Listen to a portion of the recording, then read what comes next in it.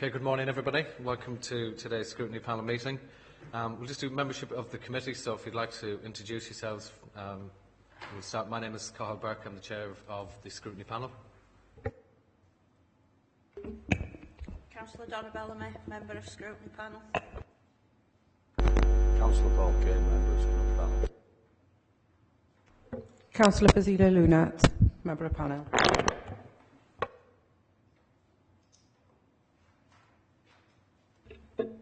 Councillor Amanda Pinnock, member of the Scrutiny panel.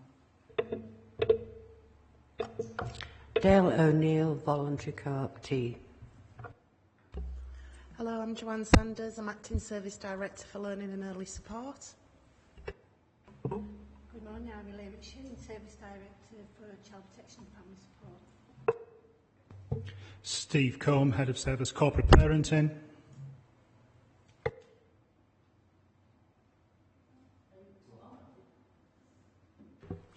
I'm Councillor Viv Kendrick. I'm the Cabinet Member for Children's Services, here to observe.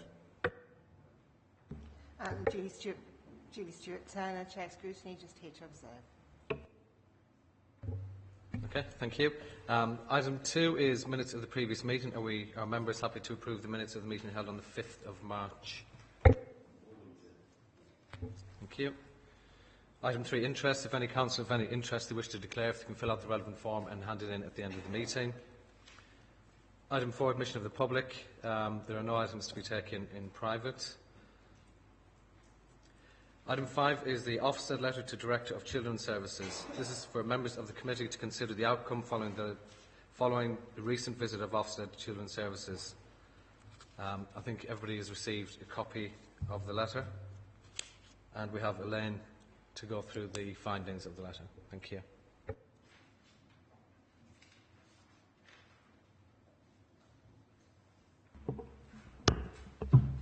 Good morning. I'm happy to take any questions from the letter.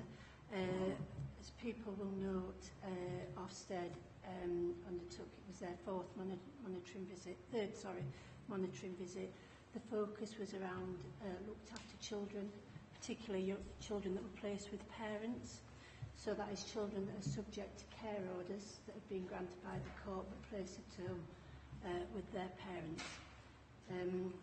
You'll note from the letter that during their visit, Ofsted saw that no children were seen to have any unassessed risk, that actually there was some drift and delay in planning, but an understanding that we've got a very clear plan in terms of how we're taking that forward. Also, some observations made about the quality of training and support to staff to ensure that they're able to undertake their workloads effectively. In some areas of the workforce, there are still concerns about caseloads, but we've got a very clear plan of action around that, and they are reducing gradually. Ofsted noted that there is very much an improvement around senior leadership and consistency of decision making, and that in terms of recruitment we have an improvement around heads of service and service manager level. But still, again, some further work to be done in area social work teams where we have got a support plan in place to ensure that we recruit adequate social workers.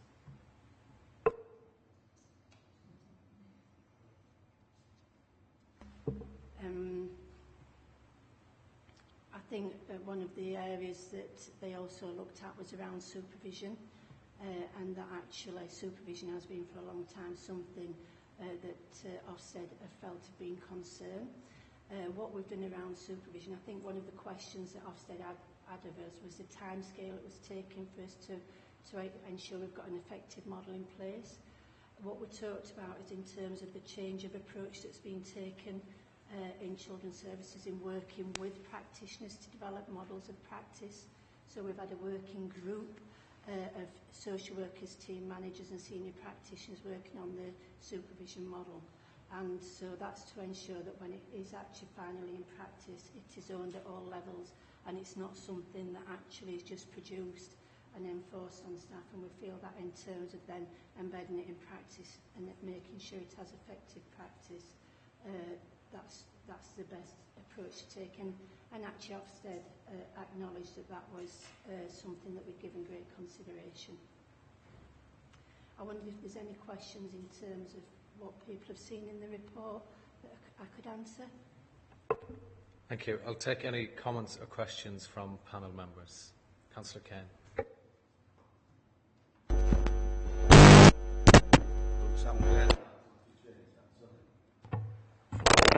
Is that better?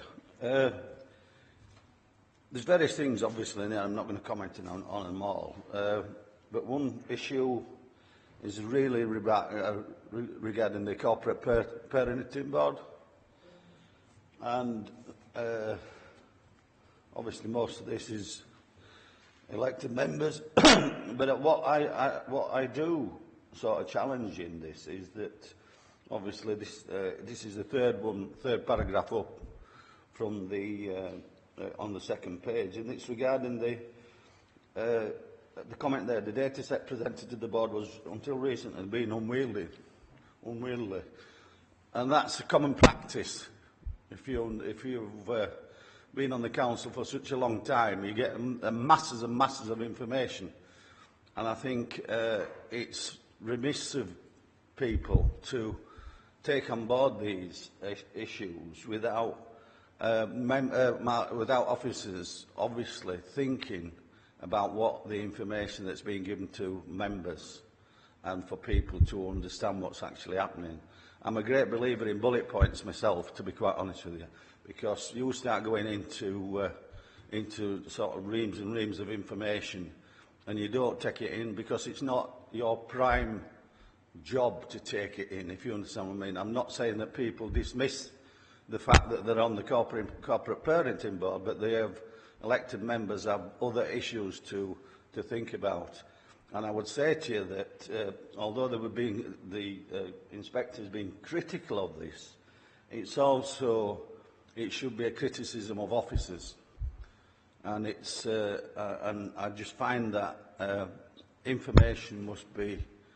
It's like anything else. If you measure something, you've got to be measured properly, and it's got to be easy to understand and easy to read, so as people take it in. Hence the fact that you get some good questions if you actually understand a lot of it.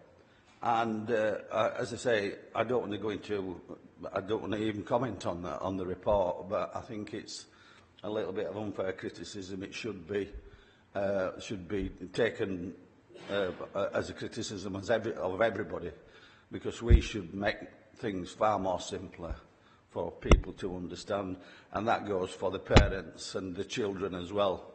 So I'd like you to just comment on that, please. Councillor Kendrick. I'll comment on this if that's all right, Paul. Steve Coombe and I were both interviewed together by one of the inspectors about the corporate parenting board, which is why I know fairly much about this. And at the time, I was very clear with the inspector that I didn't think the corporate parenting board was as robust as it could be. We didn't try and cover that up. Sadly, and I think it was Steve who pushed and developed this, we have improved data, which is simpler and clearer and gives you the questions that you can start to ask as a councillor. And I was sort of almost saying that as a, hey, we've made this improvement, and yet it's presented back as a criticism because it hadn't been done in the past. All I can say is the data presented to Corporate Parenting Board, I am convinced now is clear for all members, and it does enable question and challenge very, very clearly from it. As far as the membership of the board goes, I absolutely agreed with the inspector.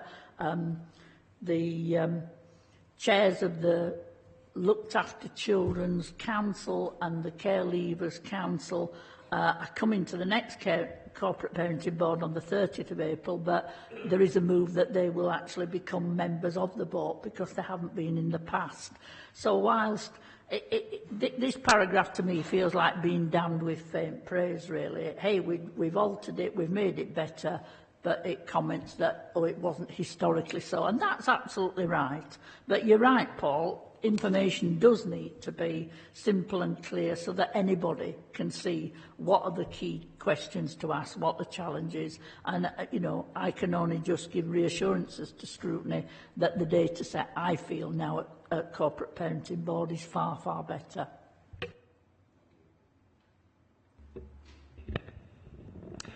Hello. I just wanted to ask a couple of questions. The first one being around care orders and why it sort of indicates in here that, too many cases are still subject to care orders. Could you just explain a little bit about how we've found ourselves in that situation? I think that's something, and I think you'll note in the report, that we are still dealing with this historic decision making, where now as a service we've strengthened our legal gateway panel that is looking at where decisions are taken around care orders, and we think historically children and families have been subjected to care proceedings probably too early, and what now we're looking at is with the work that takes place before we get to that point, and making sure that if we are entering into proceedings, we've done everything practically possible to support families before that point. And I think what we can say, that's not happened historically, so we are dealing with some historical decision making, really. The second thing I picked up when reading the report is similarities with other letters and reports from Ofsted about recording of information, that we don't seem to be doing that in a timely manner. And I'd be interested to know, I know it's something that you've addressed before, but it keeps coming up, which is really concerning, because what it means is the information isn't collated, which means things can be missed. If that person's off ill or whatever the situation might be, then it's not clear on the file what's going on. So what steps have been taken to resolve that issue, please? Right, so there's a number of steps being taken. Obviously speaking to social workers about actually the quality of work that they're doing. So when Ofsted inspectors spoke to social workers and team managers, they say very clearly they know their children, they know their families, they know them well. One of the concerns is that that's not always recorded, as you noted, in a timely fashion. So what we have done, not only in the looked after children's services, but in the assessment and intervention part of the service, is actually set aside dedicated time, so specific time within the week where actually social workers will be focused on their recording to ensure that they are undertaking visits, but then making sure that they're recorded in a timely manner. And I certainly talk to social workers about the importance of that. So if somebody asks me a question about a case, the first thing I do is go onto our electronic system to see what's happening in the case, and if the record's not there, that doesn't give me a clear picture. So it is that really embedding that into practice, and it is improving, it's an improving picture. But I think we're in our next phase, moving into a liquid logic, which is a much more straightforward system, I think will help us as well move that forward even further.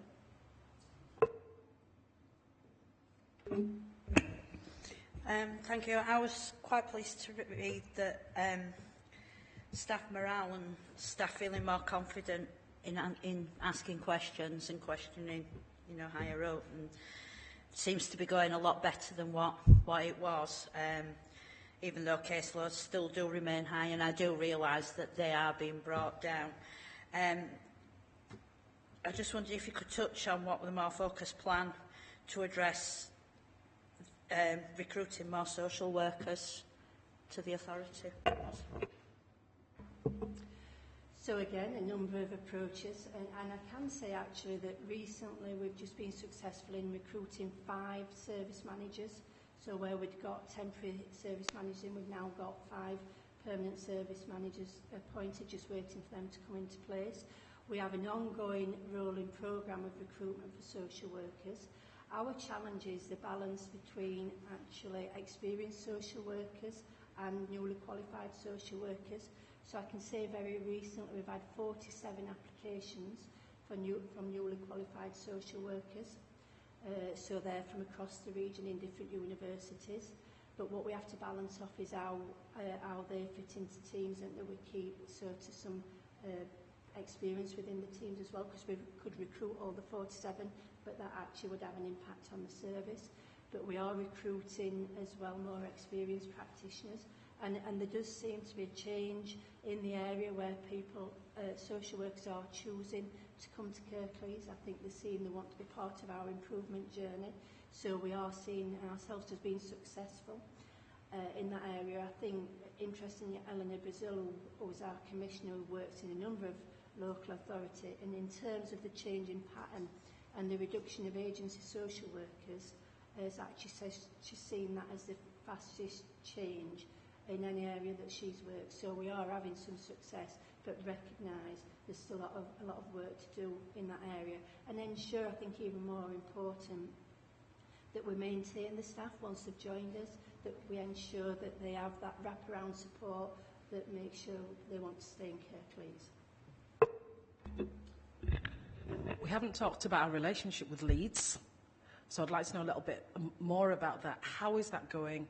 What are we doing with Leeds at the moment? What stage are we at? And how confident are we that, you know, Leeds is going to be on board with our journey? I think our relationship with Leeds is very positive. As people are aware, I came from Leeds, so I am now a permanent service director in Kirklees. I made that decision that actually to commit to Kirklees, because I think the experience of the social workers is that senior leadership had sort of been changed so many times, and people were saying they were staying and then they were going. The beauty of actually me having worked in Leeds is that I've still got very strong links with colleagues. So if there's particular expertise that I need to support in an area, I can call on that. So, for example, we've had expertise from the fostering service in Leeds to come and give us some oversight of our service. We have the practice improvement lead that's coming in to work with team manage to look at specific areas. And I think that relationship is strengthening. Sal Tariq now is spending the majority of his time in Kirklees, with Steve coming over on a regular basis as well. And I think it's about how we then move that forward and get to the point where it's more Kirklees and less Leeds. So that I think that's the next stage of our journey. Thank you, Chair. It's just that sort of brought out a couple of questions in me, did that? And it's the oldest question in the book. How do you think we're travelling in this improvement plan? Because we're going to discuss the improvement plan a little bit later, I think. Are we going in the right direction? The letter itself is not hypercritical, but it's not hyper-praiseworthy either. And it's a little bit... it sat on the fence a little bit. Yes, they're improving here and there. And it's like anything else. If you looked at these letters long enough, you know, you'll get to know how they evolve. And the fact is they're giving you information that you're, as Councillor Kendrick just said, that you're giving back to them information. They're just picking the bones out of that information, which is, as is their want. I don't want to be critical about that. That's their job. I'm not so too worried about that. It's where are we in that improvement plan? Are we where we should be, or could we be doing better within that plan itself? And does that letter confirm or actually create us some particular problems? I'd like you to just answer that. Sorry. No, that's fine. You don't have to be sorry.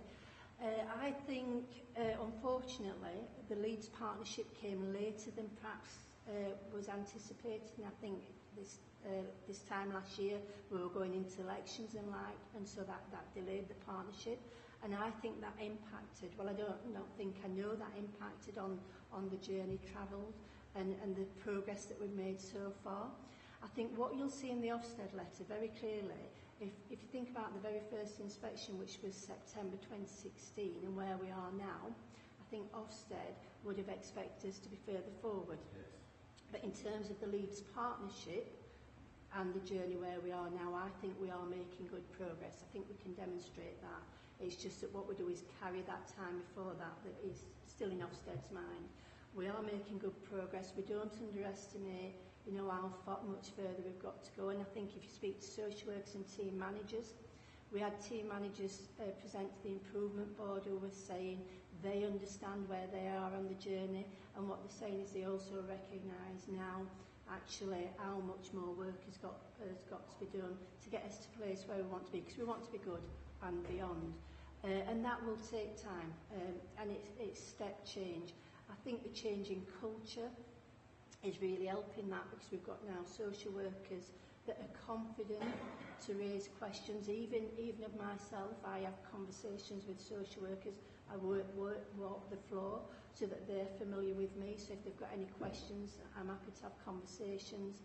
That's something that they've not necessarily experienced positively previously. So in terms of being quite succinct, I think from the start of the Links journey to now, we are making good progress. But there's still a way to go. Don't want to underestimate that. And our self-assessment to Ofsted, if you see in the letter, actually they found what we said, in effect. So we gave them the answers. Got to admire your honesty in the way that it is, but we as elected members we should be expecting more. And, you know, this, as you said, this direction of travel is going the right way, but I'd like to see it go a little bit quicker. And I can understand we have the remnants of what in many ways was a failing service, you know, whether people like that or not. And I'd like to just see, you know, if we are being measured, and we're a little bit lower down that plan than you want to be, but let's gather a little bit more impetus and get some improvements and get some signposts and some stagings there where we want to meet them quicker than what we expect to quicker. And it's just a plea, really. Let's get this done as quickly as we possibly can.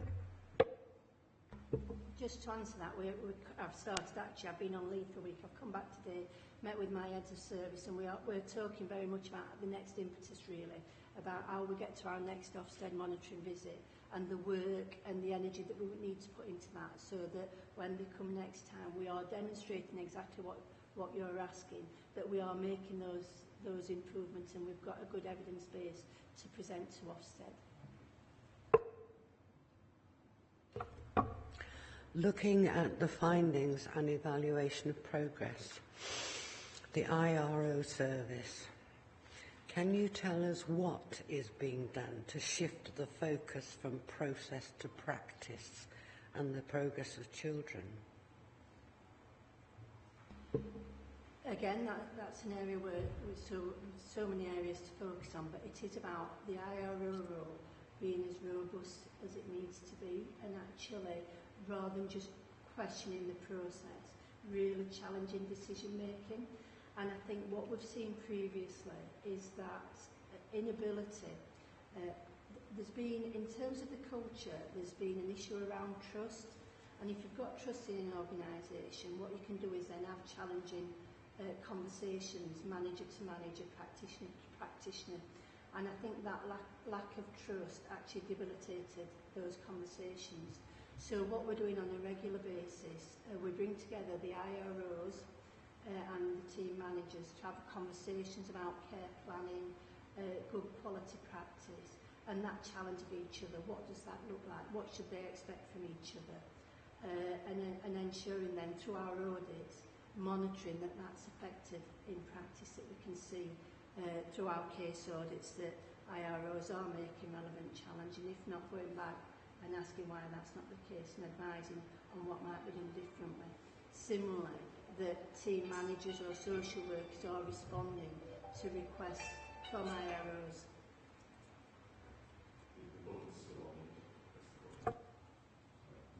Okay.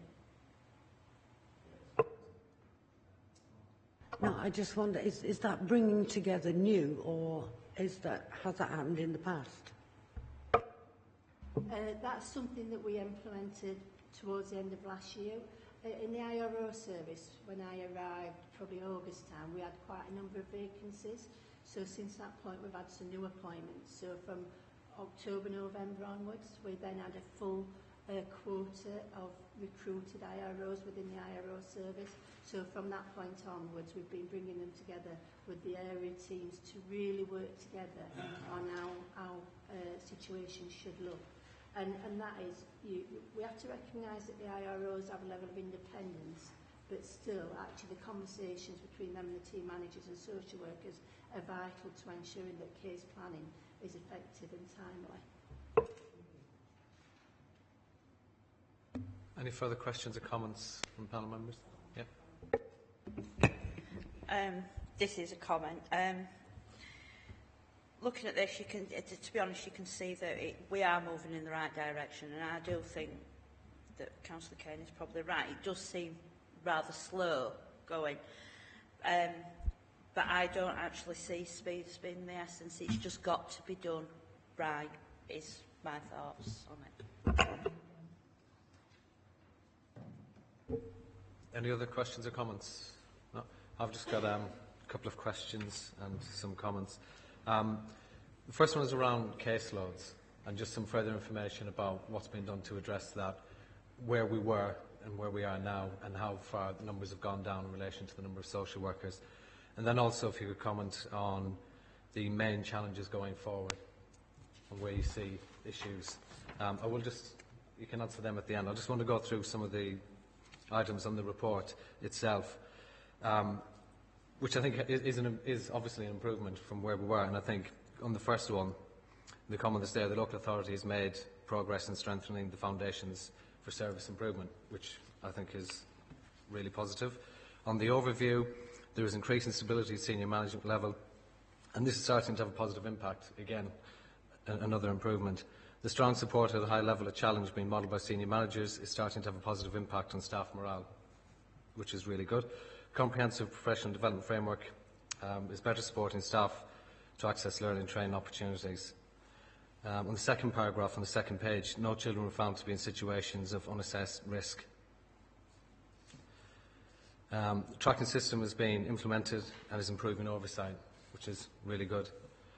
Children are being seen regularly while placed at home, another positive. The quality assurance framework is being implemented. Social workers and frontline managers are fully involved in the development of the audit process, and this is supporting the shift in culture, which I think again is another really positive thing to see. Near the bottom of that page we've got managers feel that they're more confident to ask for advice and guidance. Staff are able to speak and the communication is improved. Staff induction, continuing professional development training pathways have been refreshed, which I think is a good thing to see. And supervision is now regular, and workers report that managers are more accessible, and that's going back to the communication. So from my point of view, I understand the points that have been raised, and that's notwithstanding some of the concerns that are there about improvements and how fast we can make them. But from my point of view, from looking at this and where we were, there's a lot of positive to take out of that, and to understand and recognise that a lot of people are working really hard to get this and to get the improvements done, and to make sure that we're looking after children and safeguarding them. So you want with caseloads, so where we are currently, where we were, actually probably some 3 months ago, I'm thinking about because we present information on caseloads to the improvement board on a monthly basis, and I would say 3 months ago, there were different caseloads in different parts of the service. So we now looked after children's service and children with disability service, much lower caseloads than our assessment and intervention service. And some of that was around vacancy levels predominantly vacancy levels, and probably some sickness absence, which has improved. What we did an exercise around looking across the service and looking at if we had an average of 20 cases per social worker, for example, because that's an average caseload, probably nationally, what numbers of social workers we'd need in each part of the service. And I presented a business case to the executive team to actually deploy resources across the service that would enable us to facilitate that. So what you might have seen 3 months ago in the assessment and intervention service is average caseload, some caseloads as high as 35 to 38. When we presented this most recent time, probably 2 or 3 weeks ago, the highest caseload was at 25 in the assessment and intervention service. The looked after children's service still, although we moved some resources out, actually are still below 20. They're probably between 16 and 18. So we've kept that stable. And when we look at them in detail, the caseload, so someone might have a caseload of 25, some of those might need to close. There'll be different things that they're doing as well. Some will be an assessment, some will be child protection looked after, so a range of cases. So I have a weekly caseload analysis and look at that in detail. So if I do see someone that's got a caseload higher than 25, that's the figure I've set at the moment, I ask questions as to, what is happening around that and the detail. So in preparation for the Ofsted monitoring visit, I had all the caseloads, and then I asked the service managers to provide me with a plan of action in terms of how they were going to reduce those down to below 20. And that's what I'm doing on a regular basis.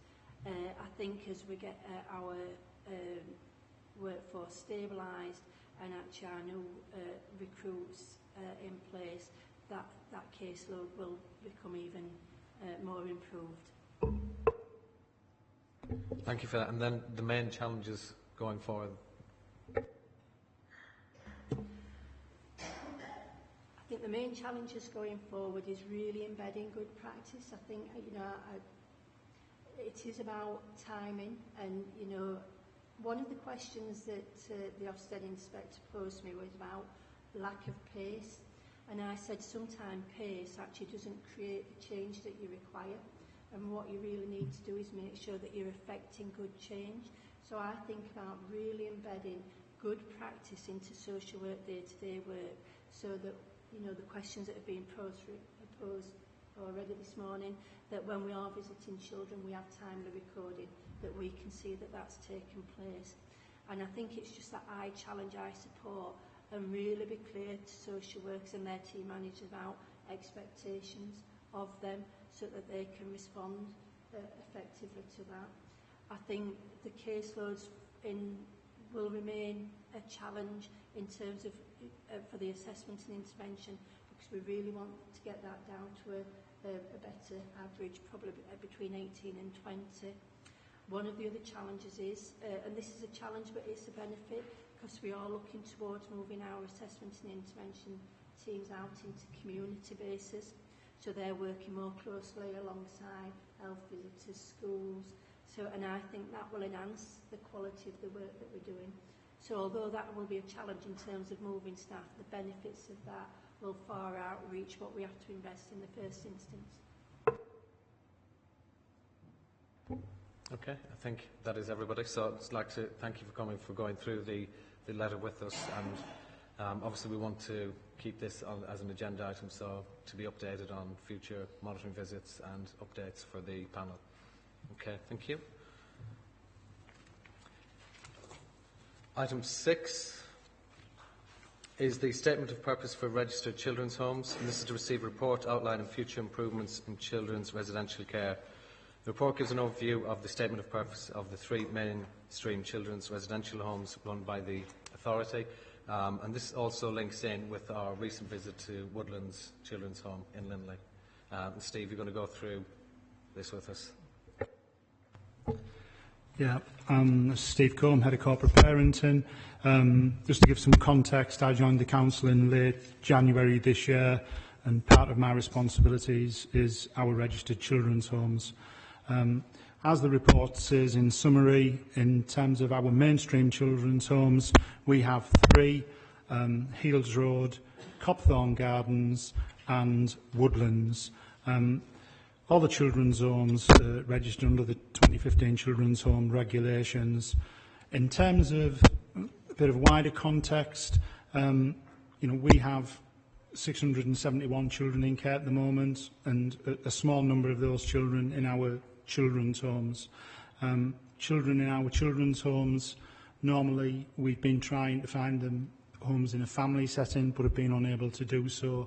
So some of these young people we look after in our children's homes do present particularly emotional and behavioural difficulties.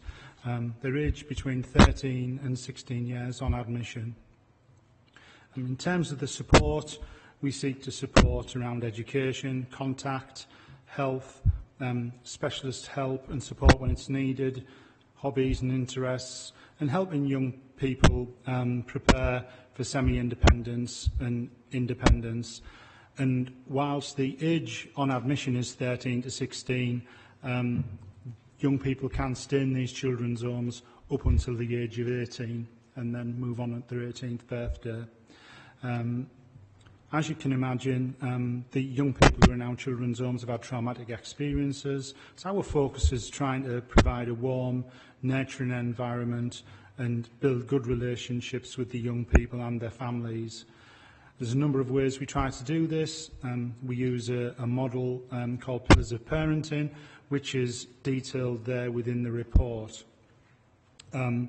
Each home, as part of the regulations, has a statement of purpose, which you've been forwarded, and that statement of purpose is worked out with the registered manager, and then it's forwarded and discussed with Ofsted and approved within the council as well. So our intention with these statements of purpose would be, if we make any changes to them, to bring them back to scrutiny, and on an annual basis as a minimum, to bring these statements of purpose for our registered children's homes to scrutiny. With Young People's Friendly Guide, and all the homes have that, the regulations, the registered manager has a range of responsibilities. Young people have advocacy, and there's a number of policies and procedures which govern the arrangements within our children's homes. We list a number of key partners there within the report, including the looked after children's nurses, the fire service, the CAMS service, the virtual school, and the child protection independent reviewing officers, and the children's social work teams. In terms of these homes, I think in my role as head of corporate parenting, I'm clear that one of the most important things and difficult things we do as a local authority is when we make a decision to bring children into our care. That is a huge decision, to bring children into our care from the family. So our commitment to these children is 100%. We want to make sure these children have a good start, are supported, and hopefully in the future can look back to their time in care with the council and say, yeah, I was at a difficult time in my life, but yeah, I was looked after, and I was looked after well by Kirklees Council.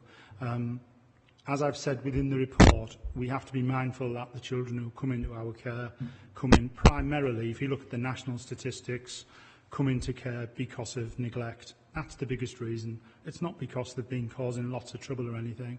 It's because of neglect. That's why they end up in our care. The primary reason. There are other reasons, but the primary reason nationally is neglect. I mentioned within the report that Copthorne House, one of our children's homes, had its registration suspended. We've been in conversations with Ofsted, and that home will reopen in May, and we are reducing the occupancy from 6 to 4, and we are currently also reviewing the occupancy at Woodlands and Heels Road. This is to acknowledge that we want to give the best care for these young people and make sure that we afford them time and that we've got enough staff on duty to spend time with them and monitor them.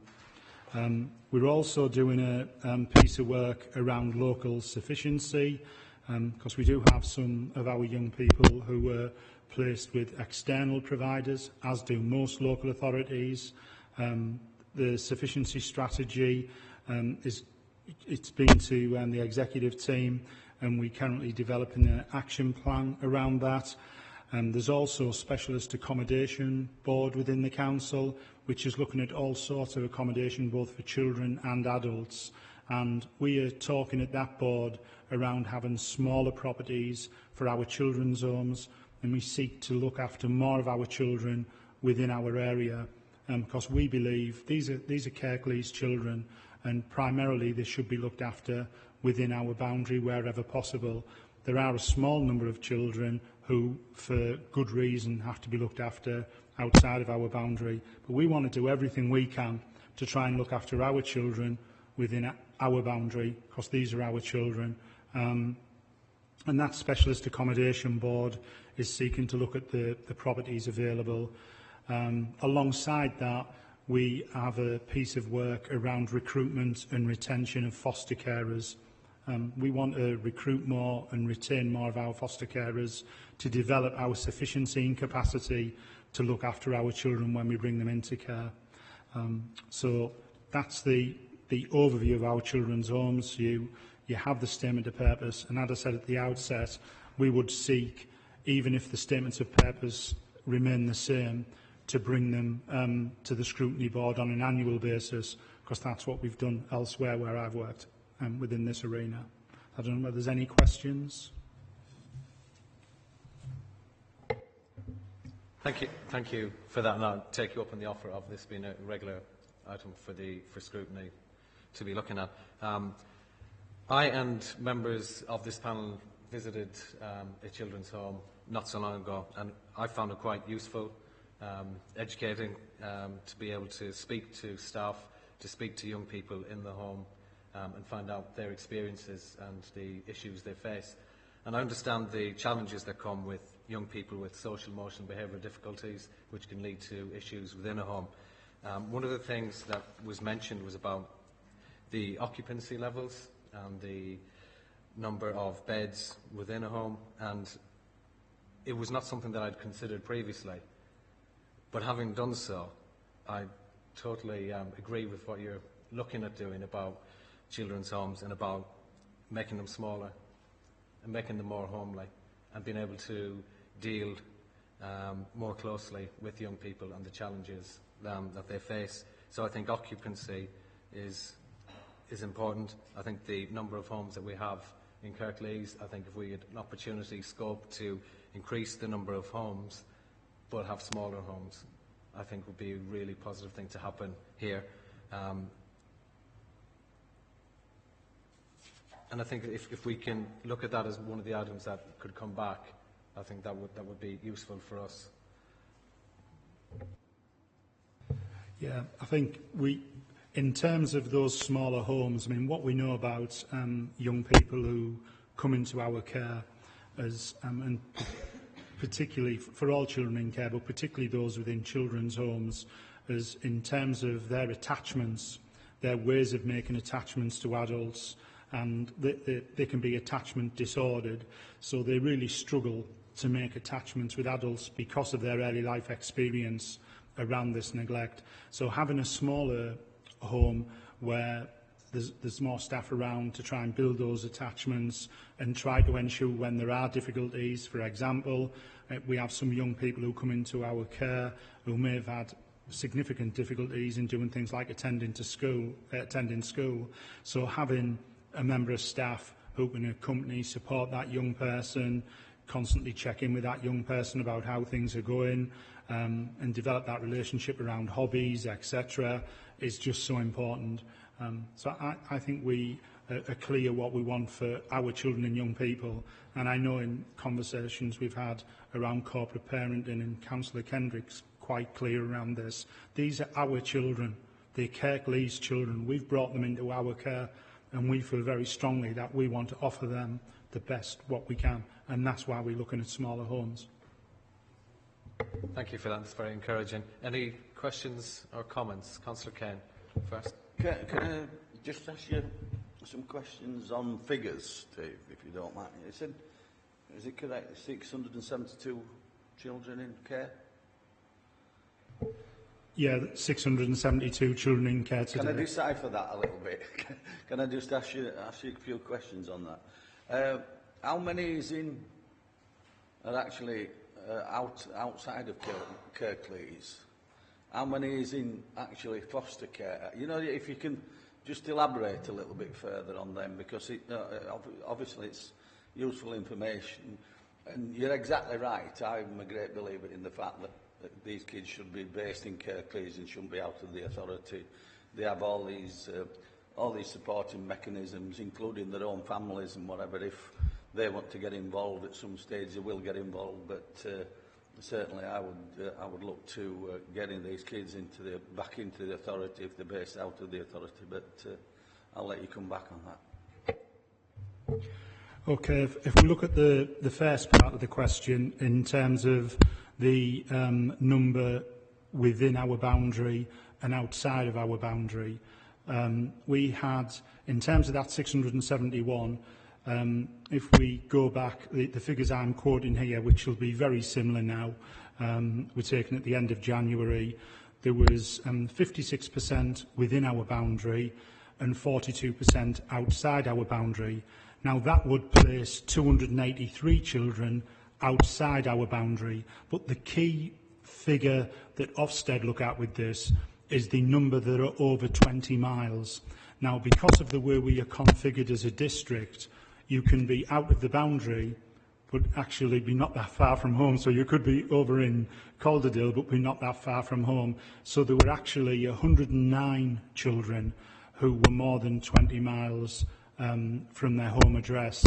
So one of the things we're looking at with what we've got is in terms of what capacity we have currently, and it's a complex arena, this, because we also know that we have 23 private children's homes operating within our area, which colleagues in education and other services have to provide services to.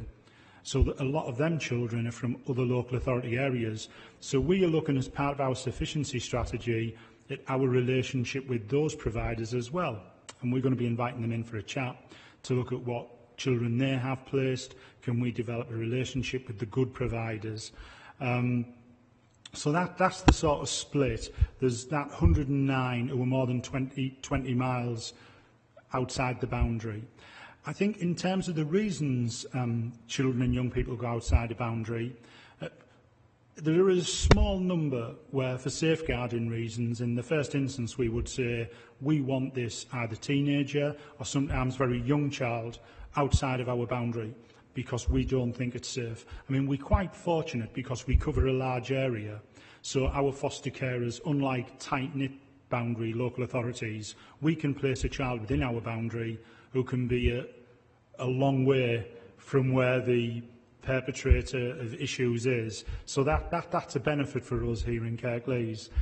Some young people, I'll give you one example, a young person, unaccompanied asylum seeker, was dispersed to our area. It then turned out he had a family member, an elder brother, who lived within the London area.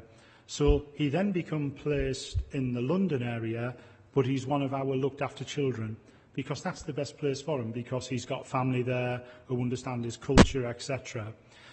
We have some young people who may have complex disabilities or complex issues and be placed in specialist provision that we don't have within our area. These could be highly specialised residential schools or residential homes for children with specific disabilities, high-level autism, Asperger's, etc., that we wouldn't normally have specialist provision within our area. So in terms of that group, what we're currently looking at is, where that group are placed, what their needs are, and can we meet those needs within our area.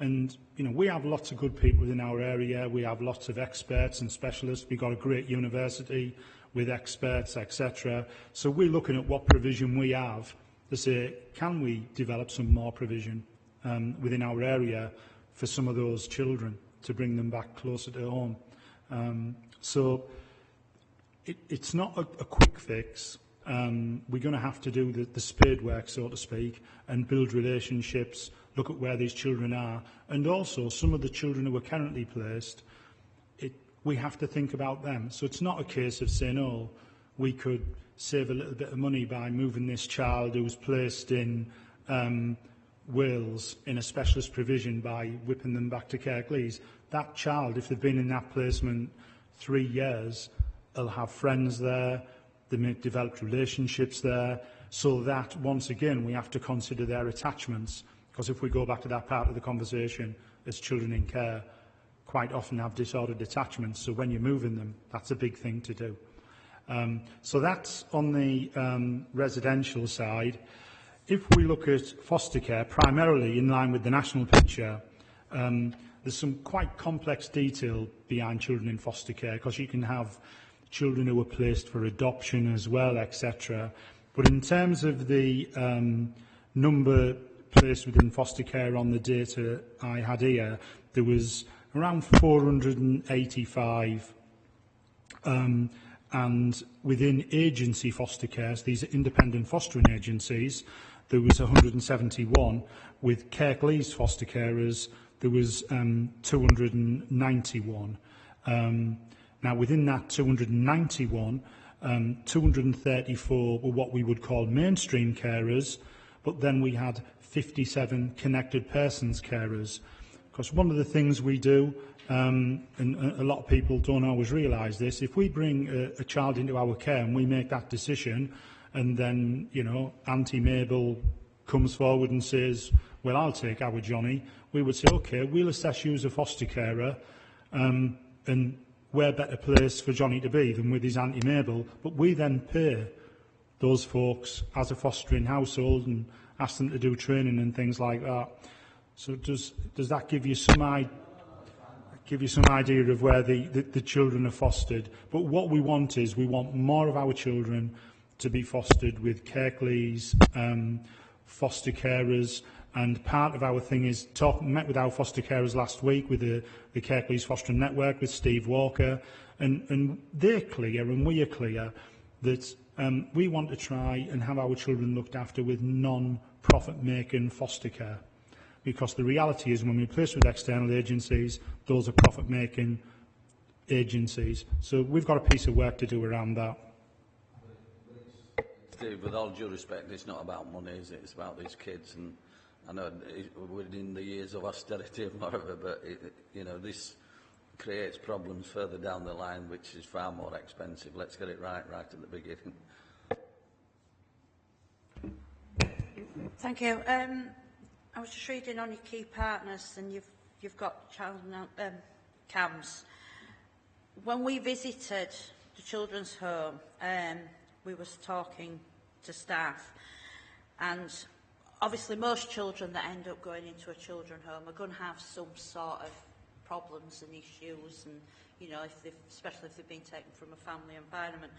But they were saying the waiting time for them to see somebody from CAMS and get something, it seems to be the same as anywhere else. Is there a way of sort of fast tracking that anyway? When I looked at this and spoke with my colleague Tom Brailsford, the data didn't really bear this out. Now, what I would say is that we do have, I mentioned the pillars of parenting. One of the things we're always cautious of is, in terms of those emotional behavioural needs, is medicalising, of thinking the quick fixes, an appointment and medicalising. I think relationships with staff and understanding the young person, and what I spoke about earlier on, building relationships, building hobbies, getting to know the young person. There are some young people who will have more difficulty than that. But my understanding when I spoke to CAMS, because Councillor Burke did raise it with me, is that the timelines they have for waiting times for young people who are in our residential care are actually, I mean, Tom would have, if you know, you want to call them in to give the exact detail, but they didn't look that bad. But I think sometimes when people are working directly with young people and you're facing those behaviours on a daily basis, people can become exasperated and think we need an answer, and sometimes think, is CAMS the answer? Unfortunately, there is no easy answer. It's quite often based on complex relationships and attachments, etc. But we certainly did look at it, but it never came back as I expected. But I think Councillor Burke said that you may pull something in more detail about CAMS into scrutiny. So.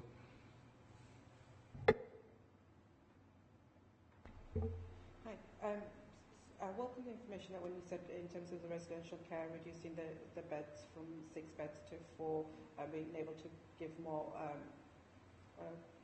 focus on children a lot more. Can I just ask you a question as to, in terms of how long does it take from a child that needs to go into care, from when it's recognised that we need to place a child into care, how long is it taking for us to actually, whether it's private care or one of our care homes, how long is it taking, and are we satisfied that we are doing this in a timely manner?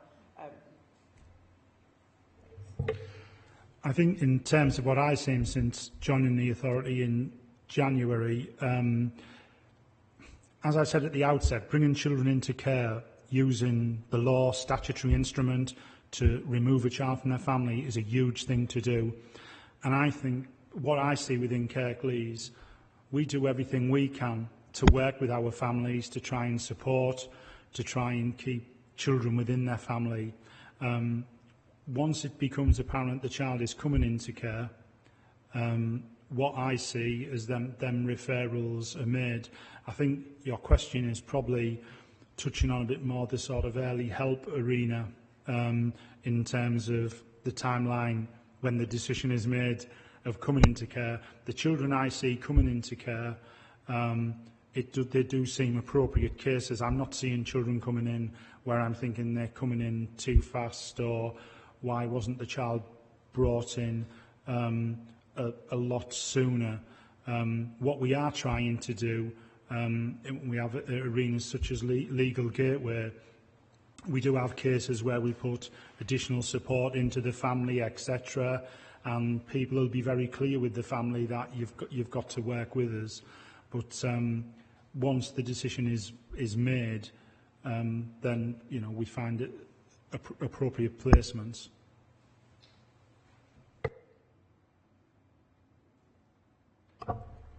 I was also on the same visit as Councillor Burke.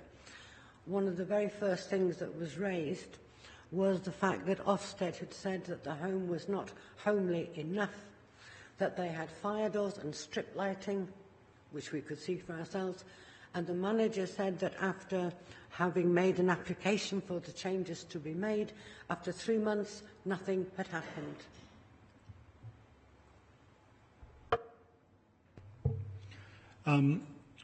I think in terms of the buildings themselves and trying to make them more homely, I mean, the fire doors, etc., we have to have fire doors and the strip lighting, etc.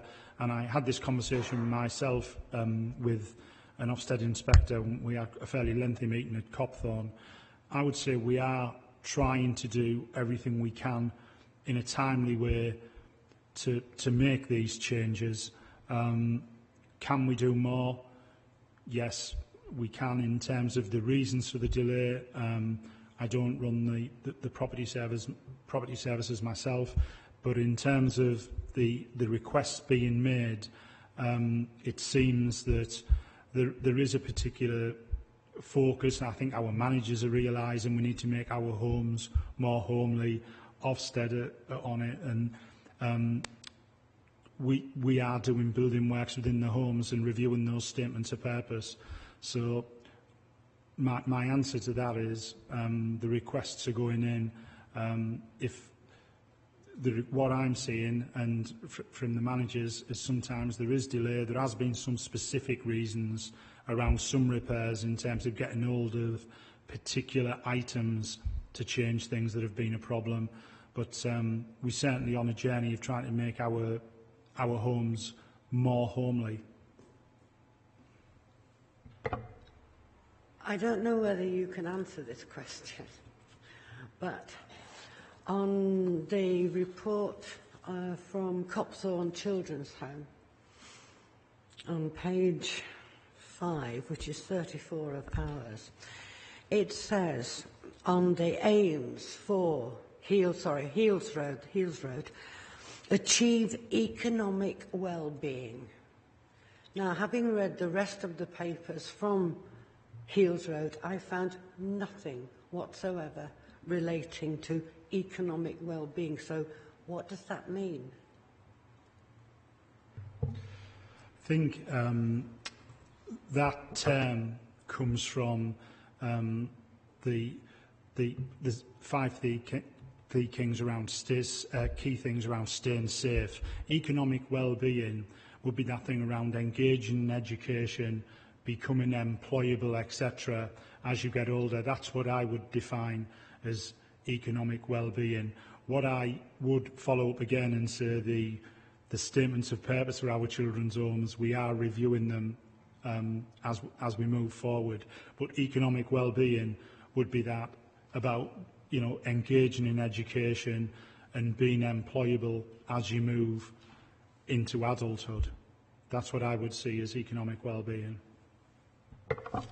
Obviously, thank you for that. But as I said, what bothered me was there was nothing else in the papers from Heels Road which described anything that I could think of as either economic or well-being. Also, on the same page, in the information from Heels Road, I understand what it is that they hope their young people will enjoy. But what I would like to know is, it says enjoy and achieve. What in particular is it hoped that they will achieve?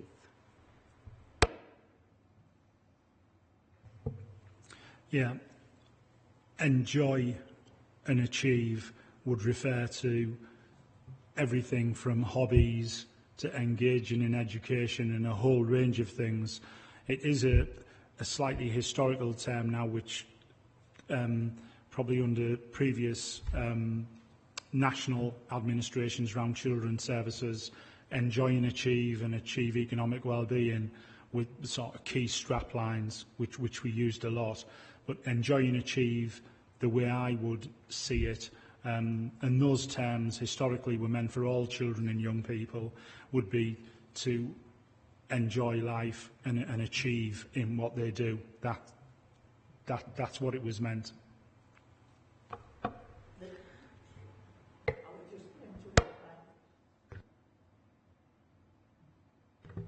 Sorry, Chair, I wasn't meaning to interrupt. I went to visit Heels Road about a month ago and spent quite a long time talking to the manager and staff. And certainly the encouragement into education and attending school was a key thing, and they talked about one young person that it was a challenge for, but also getting people onto any sort of programme that had great success with a young person, going on work experience, and now has made a plan about a sort of apprenticeship they want to go after. The enjoy and achieve, I only think of a couple of examples. One where they had cookery evenings and some of the young people were looking at menus, choosing and learning to cook and all sharing a meal together. Another one learning to play the guitar because it expressed an interest. And it's that sort of thing. I don't think these documents are there to give the detail of that. But I understand why you're asking the question. But it is those everyday things that we do with our own children, if they have an interest or if they're not, not really approaching education or work properly, the sort of support that we give them. And that's certainly what was reflected to me on my visit.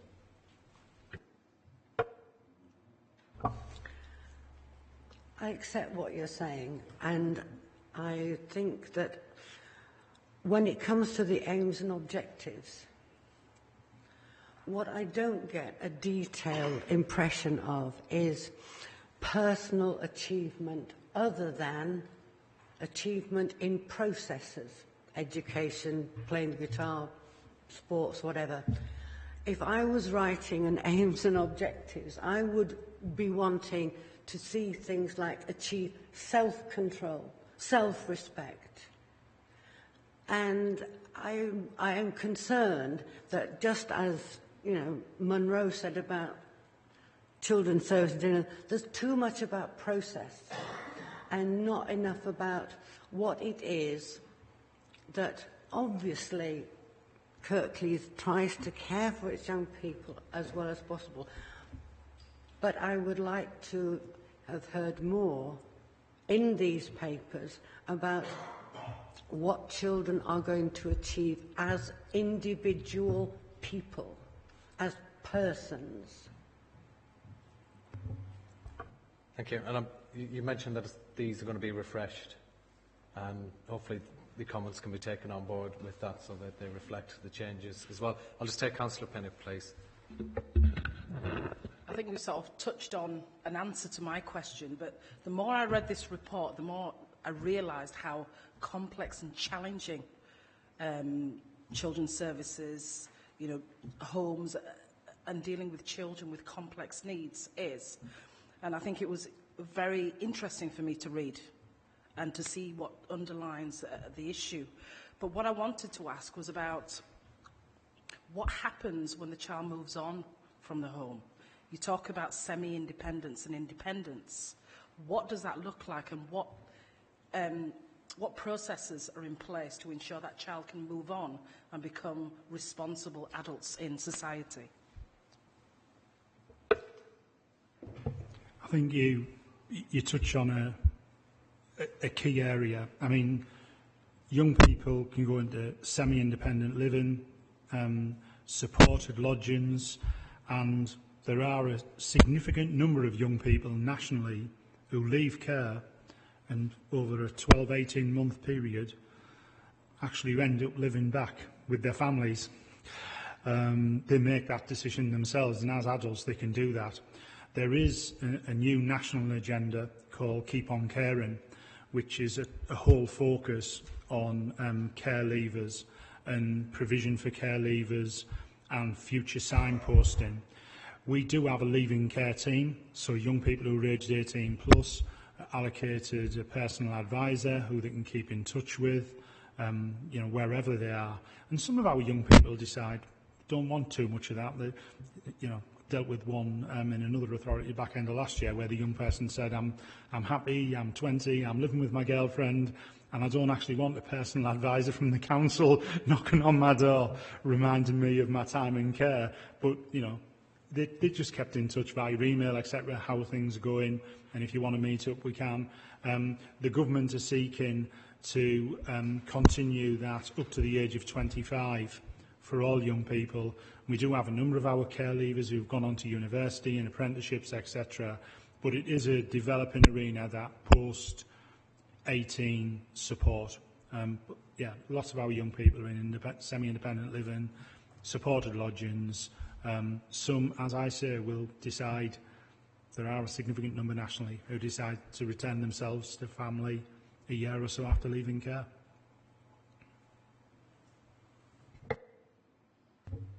Okay, thank you for that.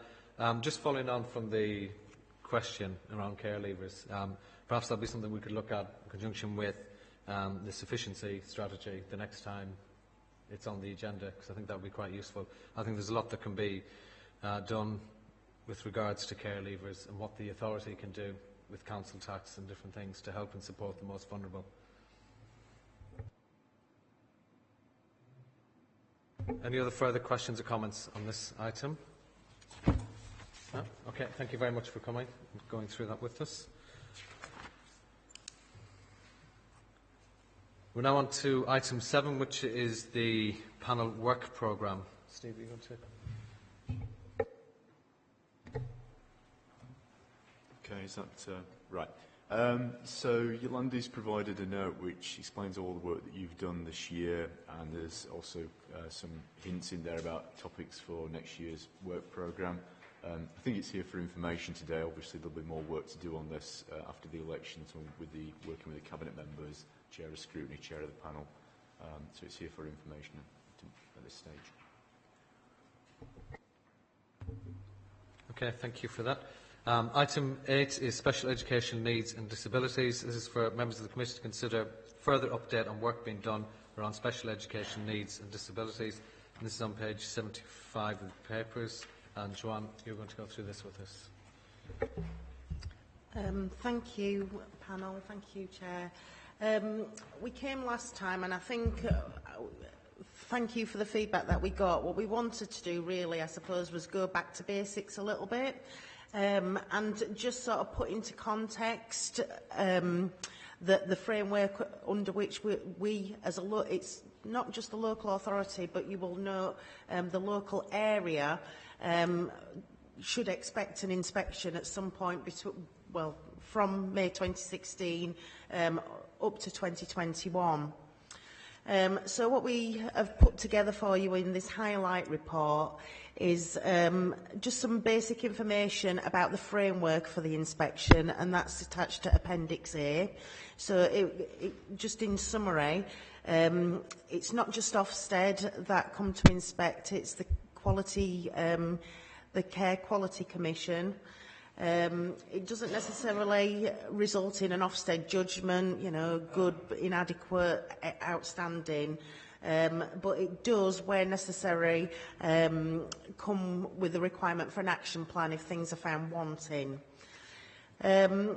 Just in terms of, obviously, the report intends to give everybody an overview as to what preparation work is underway should an inspection take place. We're not just waiting for the phone call. There's been a significant amount of work undertaken. There is an opportunity for health, social care, not just children's social care, but for adults as well, thinking about the transition into adulthood, as well as education colleagues, working together to make sure that the implementation of the Children and Families Act is being well implemented. The report just also makes reference to an evaluation report that was recently published by Ofsted a year into inspections. And I think one of the questions that you were asked of us last time was, what does good look like? Where have been some common themes where local authorities and local areas have been doing well for youngsters, and where could improvements be made? And we are using those as obviously touch points to review our practice and our systems and our outcomes for children and young people. So again, that's included. What's in place, I think, as we outlined last time, is a SEND strategy group, and we've provided for you at Appendix C. I suppose it's as it currently stands, the areas where we think we've got strengths and the areas for improvement. Just to sort of outline then, where we're constantly making improvements and progress. We've got really good ongoing relationship with our parent forum, and there's some really strong examples of co-production. We need to build upon that, and some of the work that we undertook as part of the high needs review is now forming as well a high needs action plan that will be complementary to the preparations for the Ofsted inspection. Our data set, the data set that we're working with, is becoming increasingly robust. It gets better each time that's refreshed and uplifted.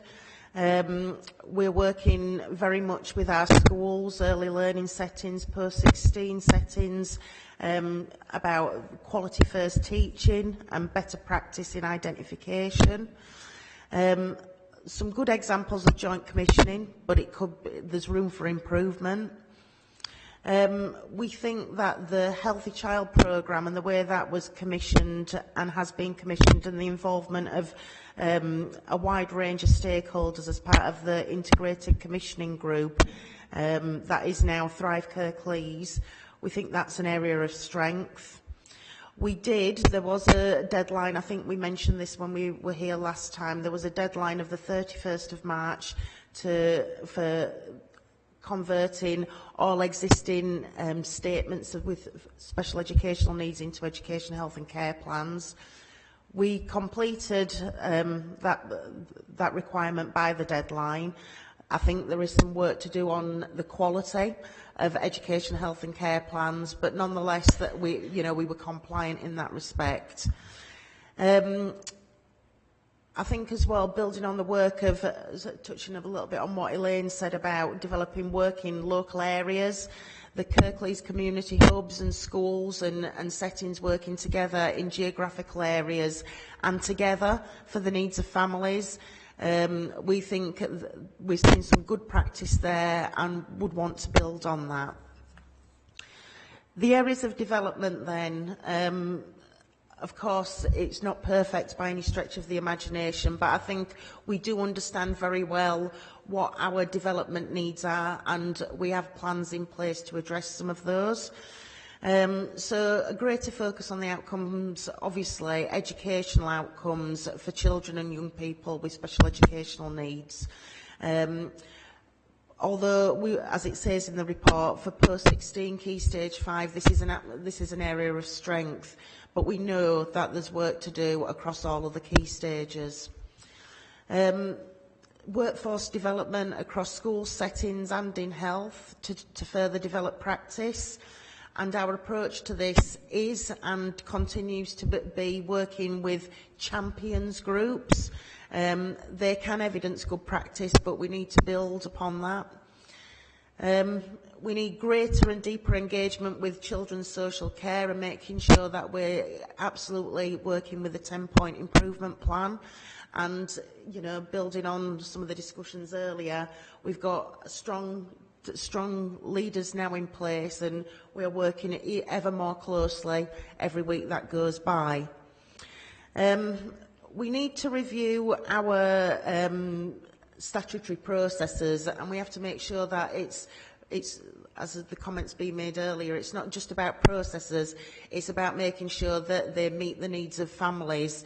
As part of our SEND commissioning team, obviously there's been a high emphasis on making sure we're compliant, but now we need to be looking at building on quality assurance of what youngsters are getting as part of their education, health and care plan.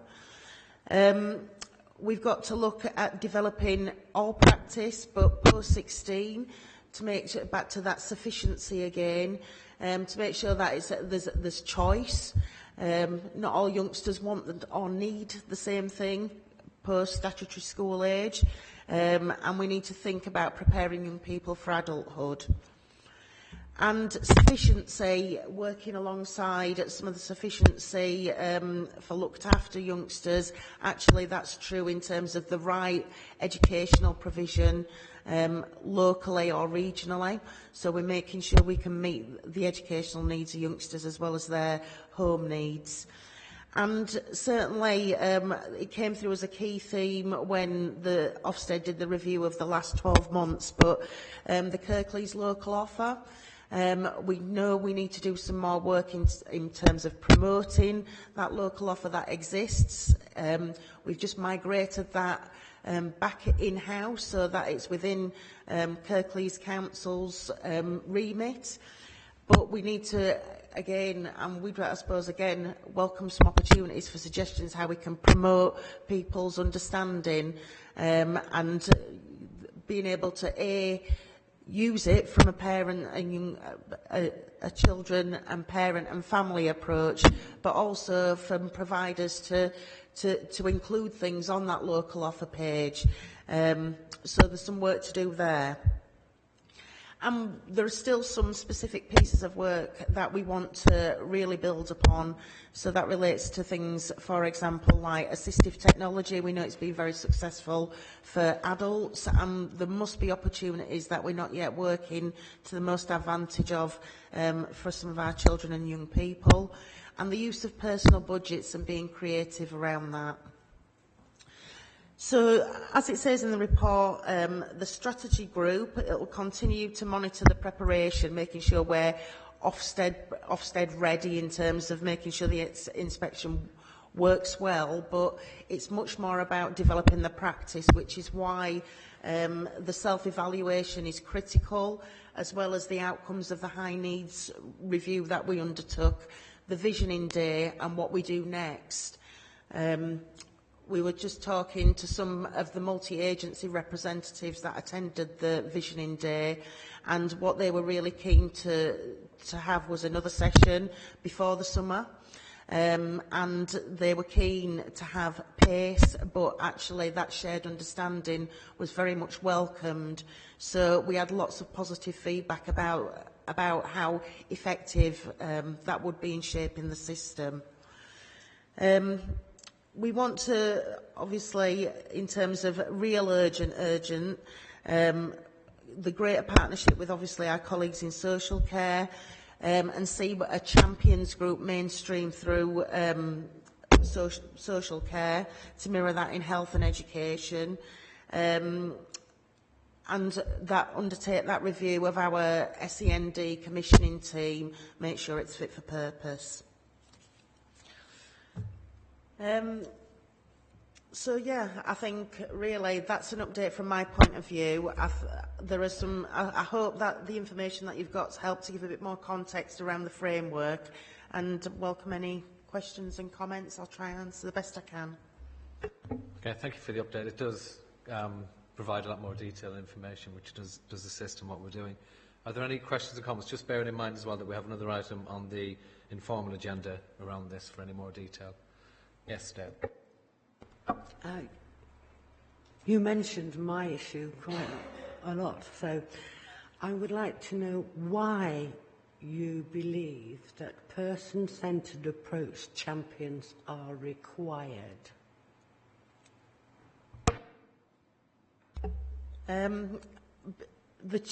Because the practice is not consistent, so to implement the changes required by the Act and to do the right thing by the child and not process, so we're focused on the child, we need those champions to help us challenge the system and make sure we're mainstreaming better practice across all parts of the system.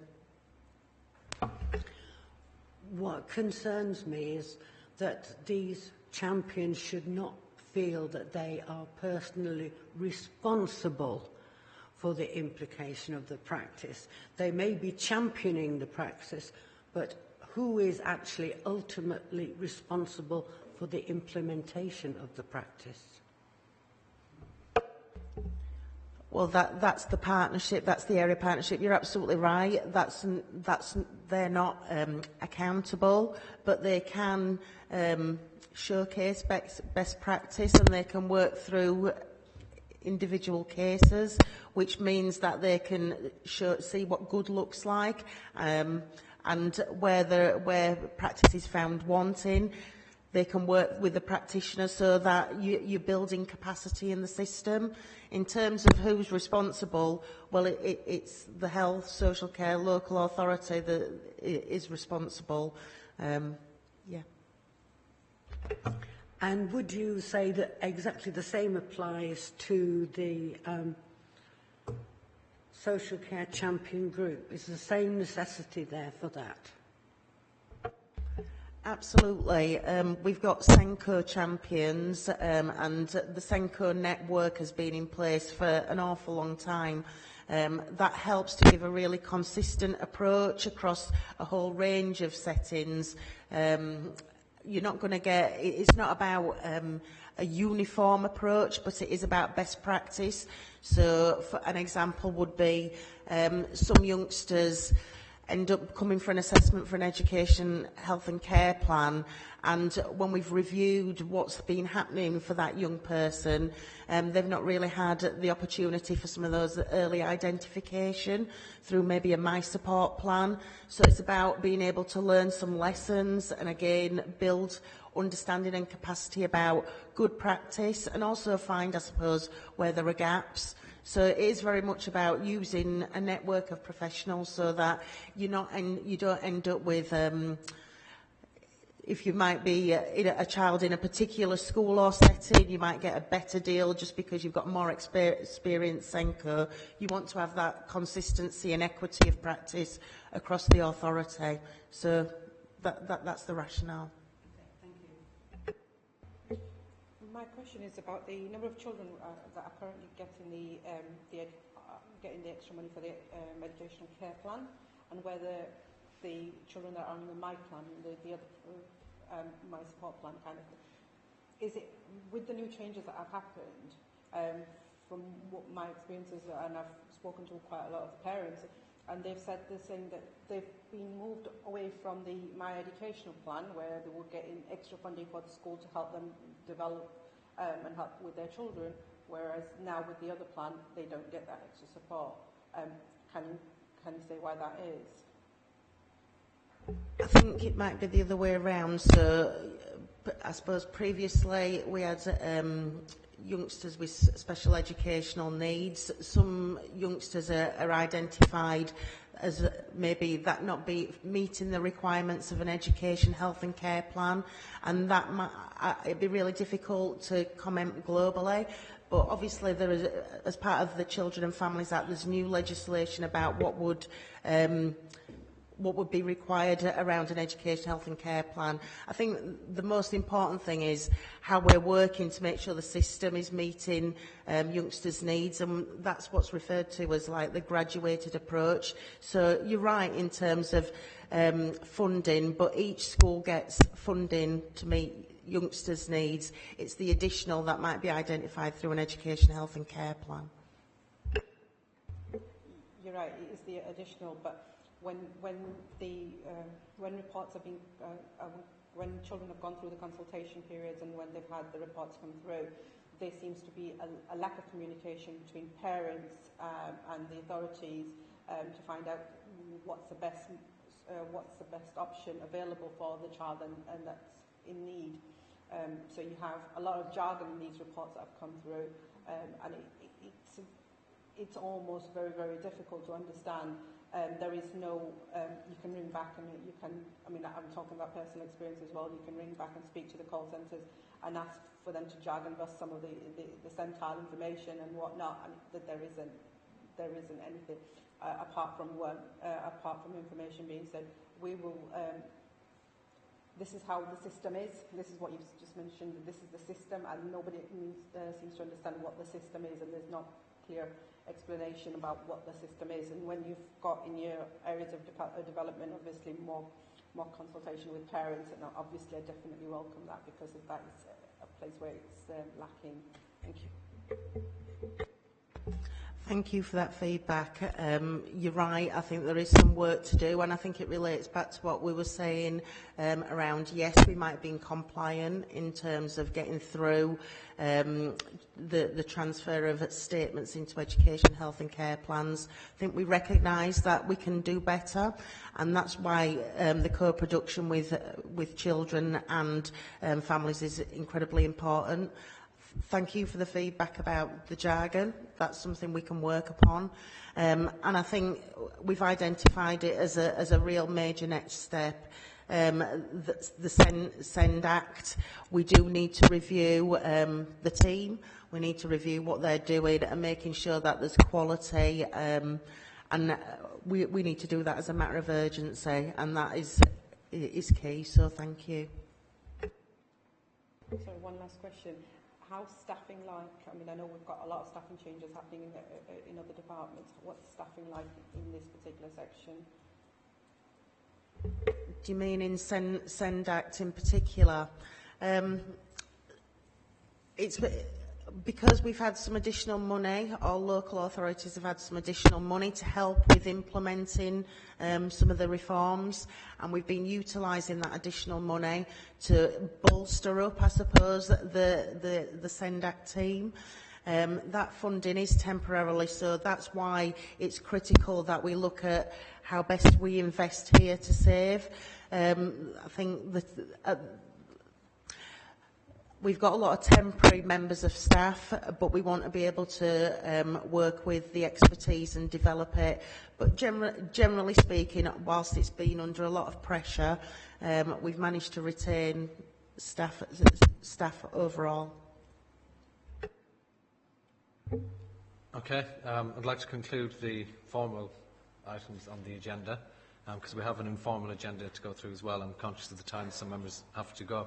So I'd like to thank officers for their attendance today and throughout the year and the information that they've provided to us in assisting us. Councillor Kendrick for her attendance and for valuing the role of Scrutiny and supporting us since she's come into position, and panel members for their attendance and contribution throughout the year. Thank you.